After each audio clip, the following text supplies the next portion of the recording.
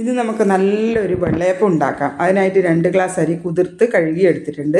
അതൊരു പകുതി ഗ്ലാസ് വെള്ളം ഒഴിച്ച് പകുതി അരച്ച് വരുമ്പോൾ ഒരു മുറി തേങ്ങയും ഒരു ചെറിയ കപ്പ് ചോറും കൂടി കൂട്ടി, പിന്നെ ഒരു 1/4 ടീസ്പൂൺ ഈസ്റ്റും 1 ടീസ്പൂൺ പഞ്ചസാരയും 1/4 ടീസ്പൂൺ ആവശ്യത്തിന് ഉപ്പും ചേർത്ത് 1/2 ഗ്ലാസ് വെള്ളവും കൂടി ചേർത്ത് നന്നായി അരച്ചെടുത്തു.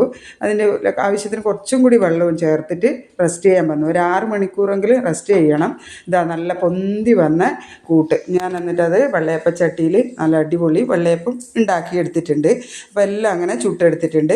പിന്നെ നമുക്ക് വേണ്ടുന്നത് അതിന് കൂട്ടാൻ നല്ലൊരു ബാജിക്കറിയാണ്. അതിനായിട്ട് എണ്ണ ചൂടായി കടുക്, ഇഞ്ചി, വെളുത്തുള്ളി, കരിവേപ്പിലയെല്ലാം ചേർത്ത് ഇളക്കി 1 കപ്പ് സവോളയും കൂടി ചേർത്തു. പിന്നെ പുഴുങ്ങി തൊലി കളഞ്ഞ് പൊടിച്ചെടുത്ത ഉരുളക്കിഴങ്ങും ആവശ്യത്തിന് ഉപ്പും മഞ്ഞൾപ്പൊടിയും ചേർത്ത് 1 കപ്പ് തേങ്ങാപ്പാലും കൂടി ചേർത്ത് ഇളക്കി. അപ്പോൾ നമ്മുടെ വെള്ളയപ്പം റെഡി.